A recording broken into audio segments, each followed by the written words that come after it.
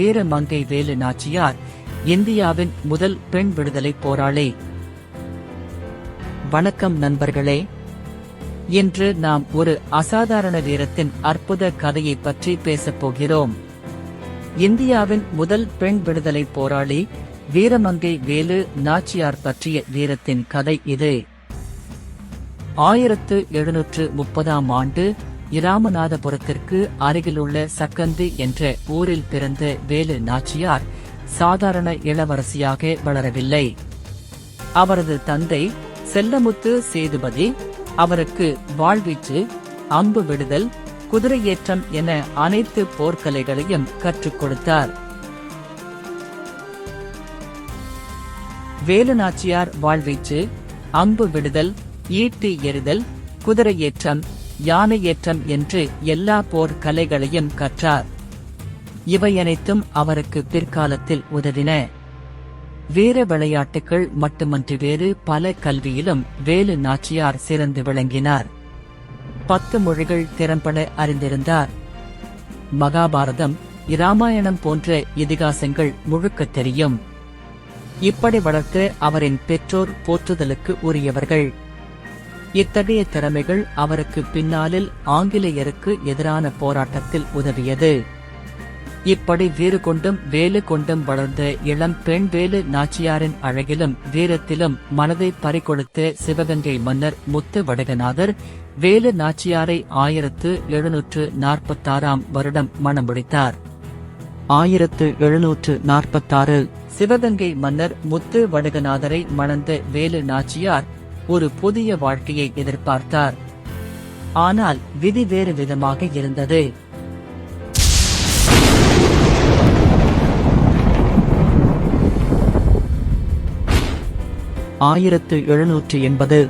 ஆற்காடு நவாப்பும் ஆங்கிலேயரும் இணைந்து சிவகங்கையை தாக்கினர். காளையார் கோவிலில் நடந்த போரில் முத்து வடுகநாதர் வீர மரணம் அடைந்தார். ஒருமுறை மன்னர் முத்து வடுகநாதர் காளையர் கோயிலில் வழிபாடு செய்து கொண்டிருந்த போது நவாபின் படைகள் காளையர் கோயிலை சுற்றி வளைத்தனர். கொடூரமாய் தாக்கினர்.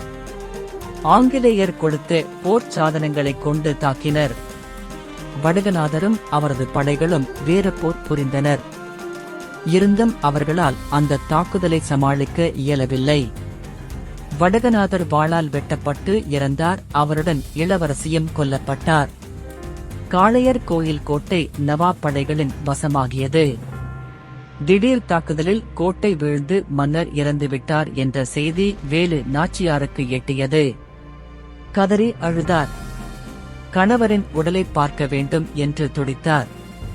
தானிருந்த இடத்திலிருந்து காளையர் கோயிலுக்கு செல்ல விரும்பினார். இந்த சமயத்தில் வேலு நாச்சியாரை கைது செய்ய படை ஒன்றை அங்கே அனுப்பினான் நவாப். அந்த படை வேலு நாச்சியாரை வழியிலேயே மடக்கியது.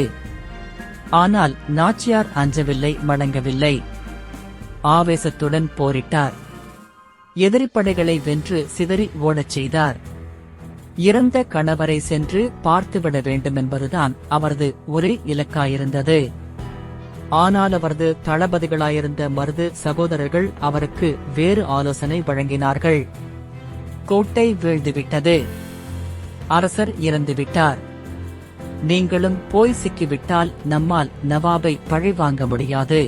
நாட்டை கைப்பற்றவும் நாட்டின் பெருமையை காப்பாற்றவும் நீங்கள் வாழ்ந்தாக வேண்டும். அதனால் அங்கே போகக்கூடாது என்றார்கள். ஆனால் நாச்சியார் கேட்கவில்லை. கணவரின் உடலை காண காளையர் கோயில் சென்றார். இதற்குள் நவாப் கூட்டமும் ஆங்கிலேய படைகளும் சிவகங்கைக்குள் நுழைந்துவிட்டன. வேலு நாச்சியார் காளையர் கோயிலில் கண்ட காட்சி கொடூரமானது. எங்கெங்கும் பிணக்குவியல். கோயில் திடலின் நடுவே அரசரும் இளையராணியும் ரத்தம் வழிந்து இறந்து கிடந்தார்கள். கதறி அழுதார் நாச்சியார்.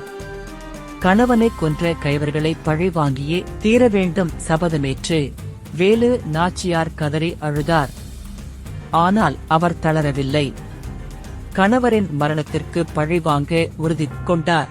பின்னர் பல்லக்கு ஒன்றில் ஏறி மறைவாக மருது சகோதரர்களின் பாதுகாப்போடு சிவகங்கையிலிருந்து தப்பிச் சென்றார். பிறகு விடிய விடிய குதிரையில் பயணம் செய்து மேலூர் சென்றார்கள். வேலு நாச்சியார் வீரத்தில் மட்டுமல்ல, விவேகத்திலும் கெட்டி. அவர் நவாபையும் ஆங்கிலேயர் படையினரையும் வீழ்த்த மன்னர் ஹைதர் அலி உதவியை நாடுவது என்று தீர்மானித்தார். ஏனென்றால் அப்போது ஆங்கிலேயருக்கும் நவாப்புக்கும் பரம எதிரி ஹைதர் அலி.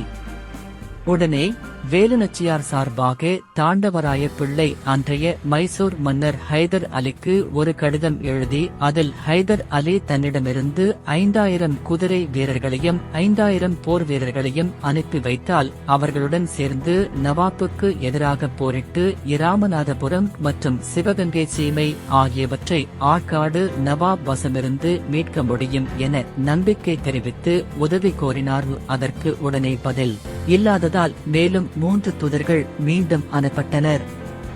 அப்போது ஹைதர் அலி திண்டுக்கல்லில் இருந்தார். ஹைதர் அலியின் அரண்மனையின் முன்பு 3 குதிரை வீரர்கள் வந்து நின்றார்கள். வேலு நாச்சியாரிடமிருந்து வருவதாக சொன்னார்கள். ஹைதர் அலி அவர்களை உள்ளே வரவழைத்தான். வேலு நாச்சியார் வரவில்லையா என்று ஹைதர் அலி கேட்க தன் தலைப்பாகையை கழற்றினான் ஒரு வீரன். அது வேலு நாச்சியார். ஹைதர் அலியுடன் உருது மொழியை சரளமாக பேச அவருக்கு மேலும் ஆச்சரியம். மாறு வேடம் தரித்து தானே நேரடியாக வந்த துணிச்சல் அவரை வியப்பில் ஆழ்த்தியது.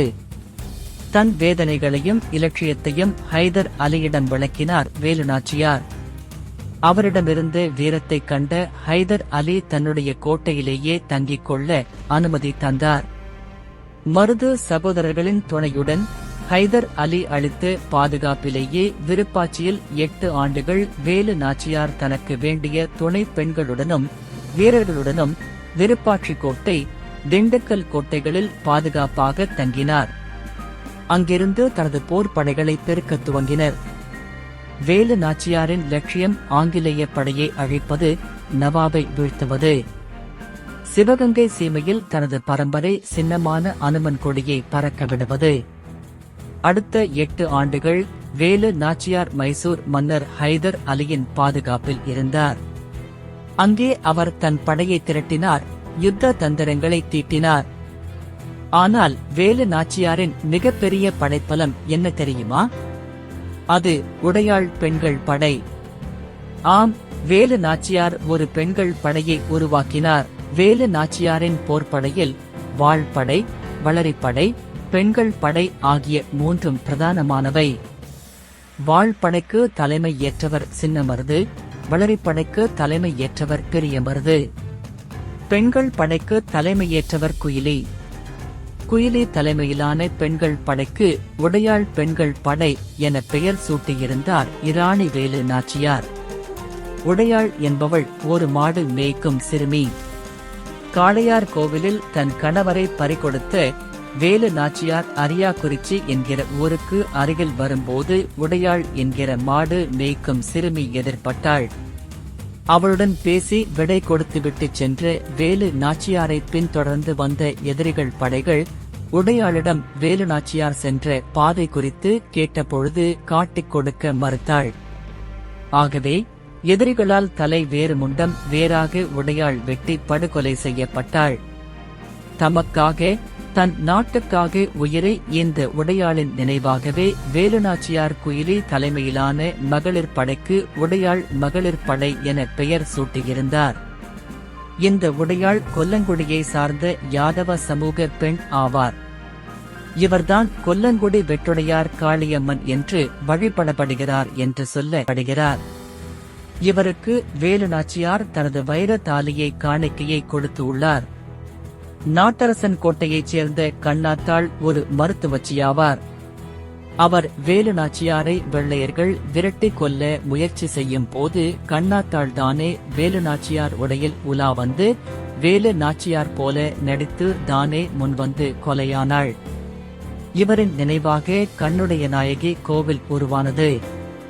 இதே போன்று வேலு நாச்சியாரை பாதுகாக்க தானே வேலு நாச்சியார் போன்று செயல்பட்டு வெள்ளையர்களால் வெட்டப்பட்டவர்தான் வெட்டுடையார். இவரின் நினைவாக வெட்டுடையார் கோவில் உருவாக்கப்பட்டது. இவற்றையெல்லாம் பாரதியாரும் பதிவு செய்திருக்கிறார். இவ்வாறு பல்வேறு நாட்டு புற கதைகள் இன்னமும் வழங்குகிறது. இந்த பெண்கள் படையின் தலைவி குயிலி. இவர்கள் செய்த சாகசம் என்ன தெரியுமா? வேலு நாச்சியாரின் படையின் குயிலி என்ற வீர தளபதி தன் உடம்பில் தீ வைத்துக் கொண்டு வெள்ளையரின் ஆயுதங்கள் குவித்து வைத்திருந்த வலிமையான காவல் நிறைந்த ஆயுத கிடங்கில் தானே குதித்து அவளும் அழிந்து அந்த ஆயுத கிடங்கையும் எரித்து ஆயுதங்களை அழித்தாள். தனது உயிரை தியாகம் செய்து வீரமங்கை வேலு நாச்சியாருக்கு வெற்றி தேடித் தந்தார். ஆங்கிலேயரின் தோல்விக்கு ஆயுத கிடங்கு அழித்து முக்கிய காரணம்.